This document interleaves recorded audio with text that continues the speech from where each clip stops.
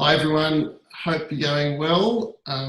We're excited today to have another interview with questions that are raised from Genesis, and we welcome Keith and Sarah Condie with us today. Hugh and I got to know Keith and Sarah when we were at Moore College. I remember Keith teaching me lots of subjects about ministry, practicalities of doing ministry, also church history, hearing great sermons from Keith in chapel as well. And Hill was actually led by Sarah in Bible study. Yeah.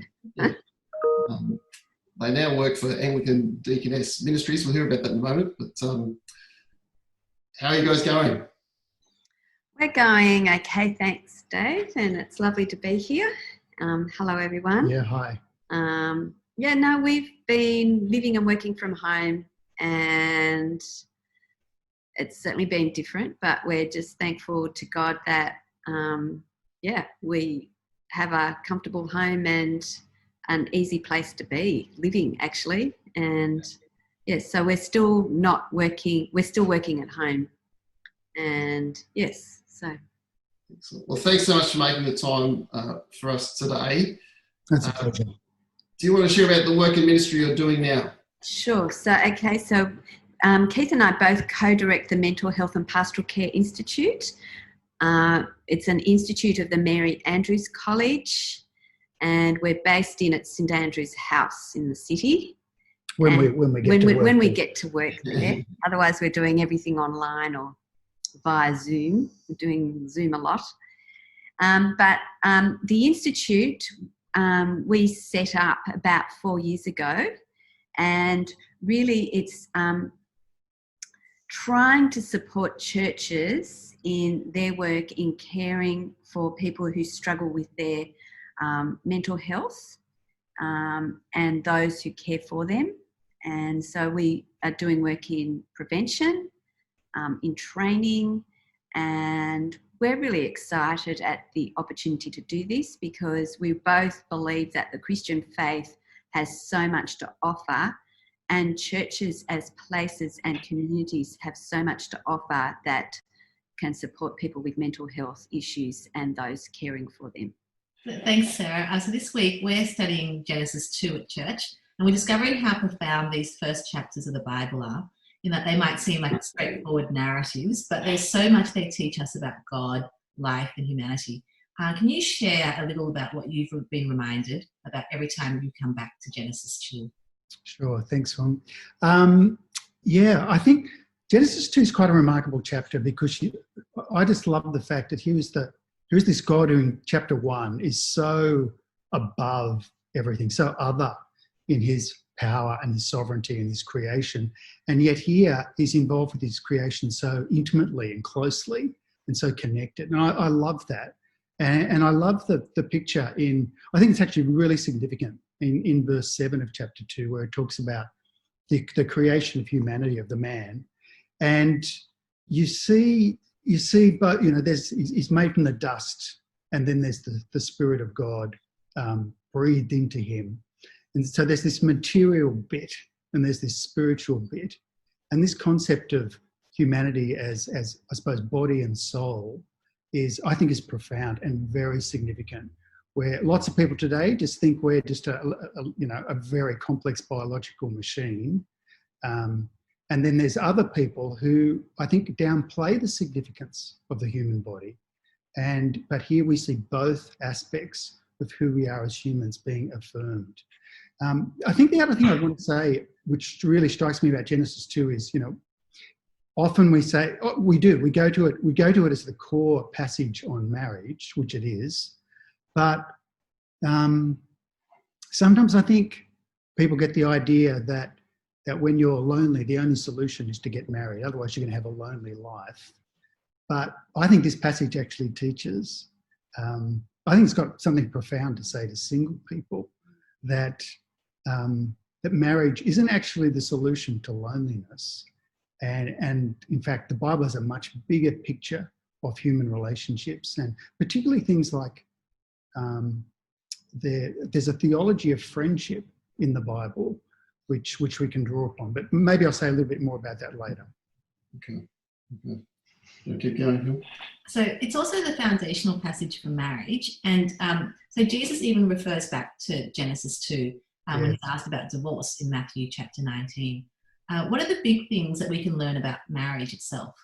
Okay, so just picking up from what I just said. So in verse 18, it says it's not good for the man to be alone. I'll make a helper suitable for him. That word alone, I don't think the problem there is loneliness. The problem is God has given man a task to do in his world, back in chapter 2, verse 15. In order to do that, he needs a helper. And so the woman's created so that the two together can fulfill God's kingdom purposes in his world. And the wonderful thing about, the extraordinary thing about this is this says marriage is not just about the two of us looking after each other and feeling wonderful together in a selfish sort of way. It has an outward-looking focus. And I think selfish marriages are destructive marriages. And God has designed our marriages to be a source of blessing that then flows out, bringing blessing to others. So that's the first thing. The second, I think, really key thing about marriage here is the idea of commitment. Commitment's at the very heart of marriage. And in verses 23 and 24, it talks about the man leaving his father and mother and be joined to his wife. So this becomes your primary commitment. And in some cultures, it's actually very, very hard to put parents aside and make this new person who you're married to the central commitment in your life. It's meant to be, it's a primary commitment. It's meant to be a permanent commitment, being united together. And I know marriages sometimes don't work out, but God's design is for this to be for always. And then the third thing, so outward focused commitment. The third thing is, sometimes when you think of commitment, you think, cold, hard duty. I've just got to stick it out. That's not God's design at all. Because verse 25 says the man and his wife were both naked and they felt no shame. And this is a beautiful picture of intimacy, closeness, connection. It's where you can be completely open and feel perfectly safe, totally safe with this other person. I think that's God's design, that this wonderful richness and delight and joy in being together. Yeah, it is an amazing picture in the Garden of Eden and before the fall, and it's very helpful. Okay, so we see that ideal of commitment and looking out and that intimacy, but I suppose in our marriages, being fallen and sinful, we often don't experience that ideal. Like you don't have a perfect marriage day. Sorry, confession time. Neither do we. Neither do we. So one of the best things that a Christian married couple can do to work towards that ideal, have that unity, that outward focus and so on. So it's a really good question, and really it's about doing lots of little things that help connect you and build that connection. It's not about that big grand gesture of, if we were able to fly and go to Paris for a week. That's not going to happen for a while. No, that sort of gesture isn't going to help your marriage be going from something that's disconnected to something that's rich and warm. So it's little things. It's expressing appreciation towards each other.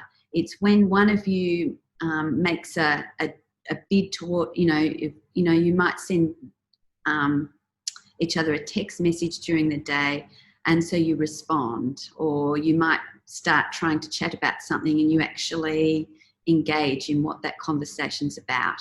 It's like, it's noticing each other, looking at each other and giving each other a smile during the day if you happen to be working at home. So it's those little things, and then realising and recognising the impact of our speech. So if we start our conversations harshly, even if we say it gently, that conversation is going to end badly. So it's thinking about how can we speak to each other with gentleness and kindness. There's a lot, the fruits of the Spirit include kindness and gentleness.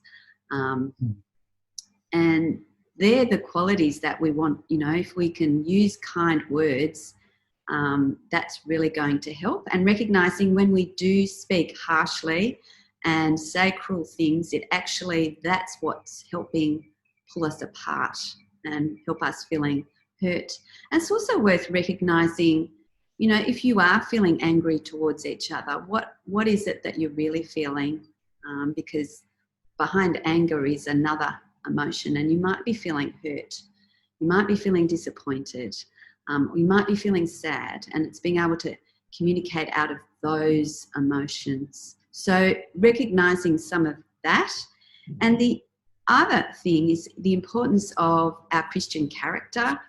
So, you know, if we keep working on our own personal character rather than trying to change the other, I think it's easy for us. It's easy, I think, because we're flawed, to notice the flaws in the other more than our own flaws. So if we're actually able to work on our own flaws and to be able to apologise and say, I'm sorry, will you please forgive me? And as I mentioned earlier, as part of the Institute's work is prevention. So we've actually developed a marriage course called Building a Safe and Strong Marriage. And this is a preventative thing because there's a lot of research that shows that the impact of marriages working well overflows abundant goodness for children and to church community, our broader society. So if we can actually help marriages. And what we've actually done, we launched that course at the beginning of last year. And in a response to COVID, we've actually turned it into an online course to make it as easy as possible for couples to do at home. And that's actually being launched in early August. And it's a 5-session course, and it actually combines looking at what does the Bible say about marriage with what does the latest research say about marriage, and puts those things together. It's very practical, so you get a bit of content with Keith and I speaking. There's interviews with a range of couples of different ages and stages, and then there's time for couples to pause, and we've given you questions to reflect on and to help you have a conversation together. And so the online course is designed that you can take from, you can do a session slowly over 1 week, and it takes 5 weeks, but we're giving couples 10 weeks in which to do it. So each session is about 2 hours, which is including watching videos and time to talk as a couple. So again, it's actually really helping couples notice what are those little things every day to help them connect and rebuild any disconnection that they're feeling towards each other. So actually and we've had lots of positive feedback from couples who've done the course and said that they've actually found it very helpful.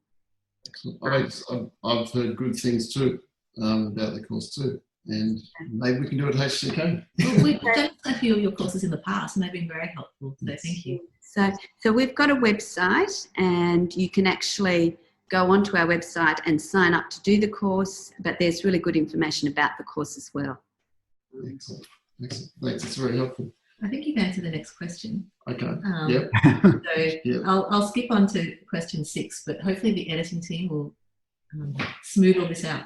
So Genesis 2 presents quite a high view of marriage. So what does it mean for us if we're not married? Is it saying that you're alone if you're not married? And I think Keith hinted towards this earlier. Yeah, I did. So let me come back to that. If the problem there of aloneness is not loneliness, and loneliness is still a real experience for lots of us, then what is the solution to that? And like I said before, I think the Bible has a really rich theology of friendship and relationship, and so I don't think God wants any of us to be lonely. Again, He's made us as social beings where interpersonal connections is one of the deepest well springs of human happiness. And so we need those relational connections. And marriage isn't the only place. Like, Yeah. You can have a very lonely marriage, and I think you alluded to that. And as part of being disconnected, if you are emotionally disconnected, you'll be incredibly lonely. Yes. Even though I think that's quite hard for people who are not married and who desperately long to be married to understand. But I think the richness of Genesis 2 is that friendship is a solution to loneliness, really. And we can all have friends. And how can we really rediscover friendship? Yeah, and I think there's a couple of false trails here with friendship. So I think the first one is social media devices. And, you know, we talk about Facebook friends, et cetera, and the research suggests that while those connections can be of some benefit, depending upon how they're used, they do not have the same impact and effect of relating face to face. Even this Zoom conversation has not the same dynamic. And even our physiological responses are not the same as when we're face to face with another person. So that's the first trail, is thinking, I can meet my relational needs simply by being well connected on social media. That will not work. The second false trail is that I think the way friendship works in our world tends to cut some people out. Because who do we make friends with? We normally make friends with people like us. And it's really interesting. When you go back to the early sort of philosophers, people like Aristotle and the orator Cicero, these guys wrote about friendship. And back then, they said the best sorts of friendships were exclusive. So you would never, now based on status, you would never make friends with somebody from a lower social status. And in our world, we tend to gravitate towards people who are very like us, who we feel, you know, naturally connected to. And there's nothing wrong with that. There is something very appropriate about that. But what the gospel does, I think, is it actually enables a different way of us creating friendships. We can be friends. The gospel encourages us to be friends with people who are not like us, to have unlikely friendships. And we see this, of course, classically in our Lord Jesus Christ, who in John 16 says, you are my friends. And here is the one who comes from the position of all glory and majesty, and steps down and welcomes us into his family life. It's a beautiful, wonderful concept. If we really grasp that, I think that can transform the nature of our friendships and bring a profound benefit and blessing, you know, to people around us. Does that make sense? That's great. Yeah. That's great. Power in knowing Jesus, or reaching out and being proactive in that regard. I mean, so if we could just sort of, in a sense, borrow some of your sort of mental health work experience. People talk about an epidemic in loneliness today. Why do you think it is so painful? And what are the signs that we're not detecting ourselves or others that we're really struggling with loneliness? Yeah, there was a report released in 2018, just a couple of years ago, called the Australian Loneliness Report. I'll just give you a few stats. This is really interesting. So they found 1 in 2 Australians felt lonely at least one day a week. 50% of people, at least once a week. 27% felt lonely for 3 or more days a week. More than a quarter of the population. Nearly 55% feel like they lack companionship at least some of the time. So there's a lot of loneliness out there. And one of the really interesting findings was, when we think of loneliness in our community, who do we tend to think of? We often think of older people. But interestingly, the over 65s actually did better than younger people. The most lonely people in our community on this self-report were the millennials and the Gen Xers, which is pretty disturbing and challenging. The other thing they found out about loneliness is how dangerous it is to physical health and mental health. It's as dangerous for physical health as smoking 15 cigarettes a day. Affects our immune system, our heart, cardiovascular system, increases inflammation in the body. People who are isolated actually feel pain more severely than those who are not. So there's all this sort of really interesting data that's come up. And then in terms of mental health, it's associated with increased levels of anxiety and depression, and it impairs the quality of life. So yeah, this is a major problem which we need to be aware of, and we need to try and do something about. So they're the stats. Well, so it can be very painful, and I think this comes back to the way God has designed us. He's wired us for social connection, for relationships. So when we don't have those, we're in deep trouble, a lot of trouble. And so when do we know, what are the signs that we're really struggling with it? Well, I think a lot of that comes back to what people do actually feel. And when you're feeling like this is hurting, it's emotionally painful. And then when it starts to get in the way of your ability to do life, it brings what the psychologists call some sense of impairment to life. So it's affecting your work, or it's affecting, it seems funny to say it affects your relationships, but it will affect your relationships. So I just think it's being alert to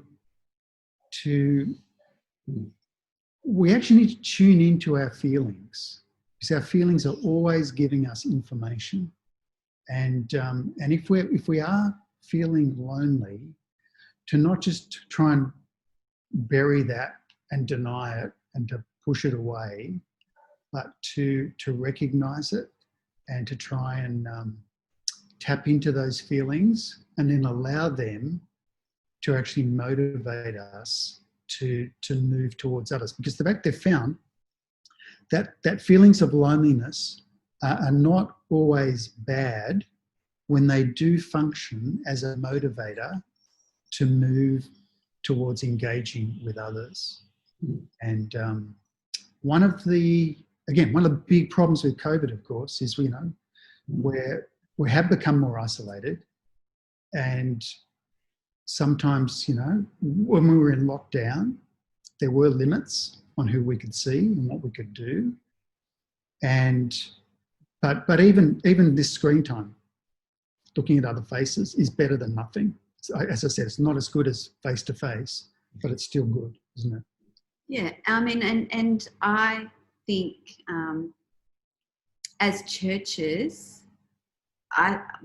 we have an opportunity to really be there for people who are feeling isolated and lonely, and not keep to ourselves, but actually to reach out and offer friendship, support, connecting to others, and try and be that friend to that unlikely person in our church community, and encourage that person to join a small group. So I actually feel like our small groups, even if we're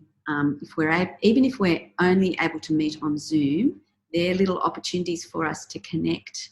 And yes, we study God's word, and yes, we let God's word encourage us, but here's a little community, and we can share and say, look, you know what, I'm finding this really hard.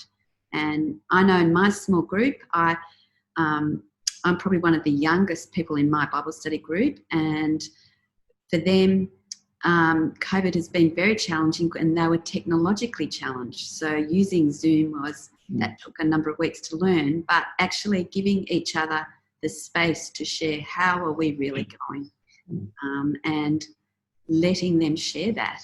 And then, I can't fix that, but as a group, we made a WhatsApp group, and they actually, we almost have daily little chats on it. And someone, one of the women in my group has found out that her father in the States has COVID, tested positive. And so, we can pray for her. We can, the group reached out and said, we're praying, we're so sorry. And, you know, this woman received, you know, 10 messages in the space of 2 hours. And that sort of sharing.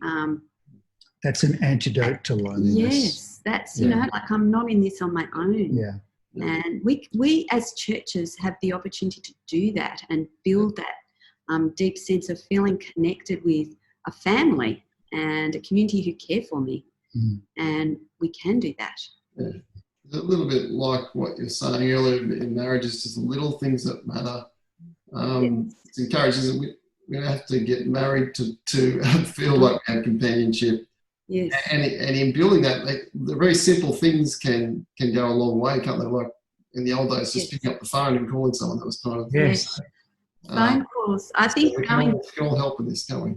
Yeah, even, you know, making phone calls, even if all of us made a phone call every day to someone, that would be a very rich opportunity to connect with someone, and even praying, Lord, please show me who I could phone today. And even sending a text. Sending a text can go a long way towards that. I sent a text to someone recently and they sent a message back saying, thanks for reaching out. It was as simple as that. And it just, for someone who's feeling very isolated and lonely, it's saying the message, somebody else is actually thinking about me and cares about me. And that is very, very powerful. And there's a sense of intentionality there, and it's taking the focus off ourselves and feeling, you know, and saying, okay, who is there that I can reach out and reach out to? And we can all do that. And I just think there's a lovely richness about that we on our own can't fix anyone. I have had sort of a bit of an image recently of, you know, here's the palm of our hand, and we often encourage people that God holds us in the palm of his hand and he loves us. And I think in the hand, there's the palm here, but actually on the hand, you've got your thumb and the fingers. So here we are. So each of us, you know, and me on my own, that's not going to help much. But collectively, so if the four of us, we around someone, we can offer care and support and love. And I think there's something really rich about that image, because we are a body. That's one of the images that the Bible uses to describe us. And I think God holds us, but uses us all, and not just one, but a group of us. And in a group of us, that offers friendship, connection, love, warmth, support. That's really helpful, guys. And I feel like we're just, you know, scratching the surface in terms of your experience and your knowledge and your wisdom and your encouragement. And so we thank you for sharing now. And I suppose people can go to the website for Anglican Deaconess Ministries, but we can put up, if you go, yes. Actually, we have our own. Yeah, you could either maybe. What about Building Better? Yeah, building. Buildingmarriage.com.au. Is that right? Yes, building marriage. One word.com.au, and you'll find out about our marriage course. Yeah, put that up at the end of the video. Yeah. Okay. Great to see you guys again. You too. Lovely to chat. Thank you very much for having us. And keep up the good work. Yeah. Enjoy Genesis. Thanks, guys. Okay. Thanks. God bless. See ya. Bye.